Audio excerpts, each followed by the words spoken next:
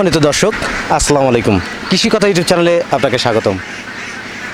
প্রিয় দর্শক, আজ আমি আসছি বগুড়াতে। এখানে আমেরিকান এক প্রবাসী ভাই তিনি হাঁসের খামার করছেন। তার হাঁস পালন পদ্ধতিটা আমরা দেখব এবং হাঁস পালন করে তিনি কতটুকু লাভের আশা এবং তিনি কোন পদ্ধতিতে হাঁস পালন করে থাকেন সেই কথাগুলো শুনবো সেই খামারের মুখ থেকে। চলুন আর কথা না বাড়িয়ে শুরু করি আজকের প্রতিবেদন।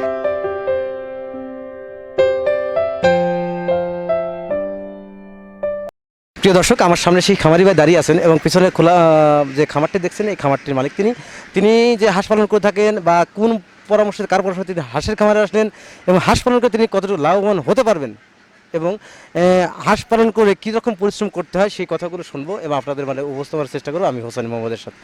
ভাই আসসালামু আলাইকুম। ওয়ালাইকুম সালাম। ভালো আছেন? জি আলহামদুলিল্লাহ ভালো আছি। আপনার নাম? আমার নাম টিটু। আপনার নাম টিটু।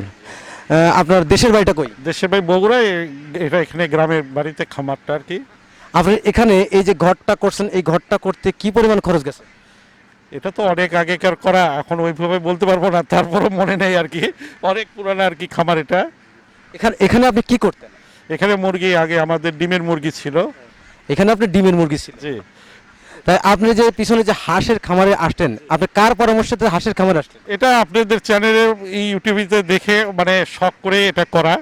তো তারপরে তো এখন বুঝতেছেনই মানে এগুলি আমাদের বদ্ধ অবস্থায় পালন। এটা মানে একটু আমাদের বোঝার ভুল ছিল যে যেহেতু এখানে আমাদের মানে হাওর বিল এগুলি নাই, তো এটাই আর কি, এটা বদ্ধ অবস্থায় মানে খাওয়াতে হচ্ছে। এটা এখন এই অবস্থায় আর কি, এই অবস্থায় আছি। আপনার এইখানে এখন কতগুলো হাঁস আছে? এখানে আমার 3700 হাঁস আছে। 3700 হাঁস আছে। আপনি ইউটিউবের ভিডিও দেখে আপনি হাঁসের খামারটি করছেন? জি হ্যাঁ, আপনাদের চ্যানেলের মারফতে আমি মানে উৎসাহটা পাইছি আর কি। জি। আমাদের চ্যানেলে বা বিভিন্ন ইউটিউবের চ্যানেলে দেখে আপনি উৎসাহটা পাইছেন আজকে। আপনি কি মনে করেন হাঁস পালন করে কি লাভবান হওয়া যাবে? আপনি হতে পারছেন? না, এরকম আমার থেকে তো দেখতেছি না, তবে হ্যাঁ আপনি অন্যান্য যেটা যেটা হচ্ছে আপনাদের হাওর বিল, এটা যদি ছেড়ে দেওয়া যেত তাহলে হয়তো বা লাভবান হতাম, কিন্তু আমি এটাকে বদ্ধ অবস্থায় খাওয়াচ্ছি, যার জন্য এটা আমি আমার ক্ষেত্রে দেখতেছি এটা লসের সম্ভাবনা বেশি আর কি। হ্যাঁ। আপনার হাঁসের এখন বয়স কত? আমার হাঁসের বয়স হচ্ছে 2-2.5 মাস। জি। তো আপনি যে 2.5 মাস করতে আপনার হাঁসের কি পরিমাণ খরচ গেছে? এটা আমার তো এখন ওইভাবে তো খাতা বলতে পারবো না, তারপরেও আমার মনে হয় 160-170 টাকা আমার পার পিসে পড়ে গেছে। সব মিলিয়ে আপনি এ পর্যন্ত কত টাকা ব্যয় হয়েছে? এটা তো এখন ওইভাবে বলতে পারবো, তো তারপর 6-7 লাখ। আপনি সব মিলিয়ে 6 থেকে 7 লাখ টাকা ব্যয় হয়েছে এই হাঁসের পাশে। তো আপনি এই হাঁস কিসের উদ্দেশ্যে করছিলেন?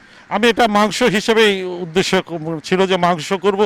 কেউ বলছে যে এটা হচ্ছে 320 টাকা পর্যন্ত বিক্রি করা যায়, মানে 3 মাসে বা 90 দিন বা 105 দিন বয়সে, সেটা হচ্ছে আপনার মানে প্রায় 2800 টাকা, 280, 320 টাকা বিক্রি হবে এই আশাই করা। কিন্তু আমি এখন বদ্ধ অবস্থায়, চতুর্দিকে আমাদের এখানে ধান, আমাদের বিল নাই, হাওর নাই, ছোট্ট একটা পুকুরে এটা ছেড়ে দিতে হয়, আবদ্ধ অবস্থা আমাকে পালন করতে হচ্ছে, যার জন্য আমি এটা এখন ছেড়ে দিতে লসের সম্ভাবনা দেখতেছি এবং ছেড়ে দেওয়ার জন্য এখন।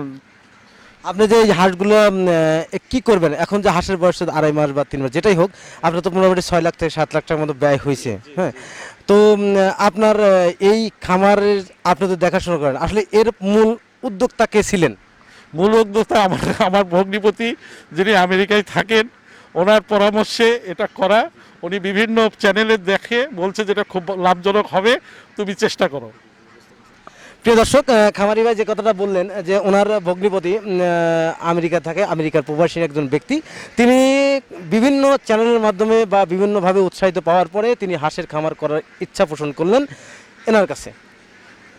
তার মারফতেই তিনি এই হাঁসের খামারটা গড়ে তুলছেন। তো সব মিলিয়ে হাঁসের খামার করায় বা আবদ্ধ অবস্থা পালন করতে গেলে হাঁস পালন করে লস হচ্ছে এই খামারির।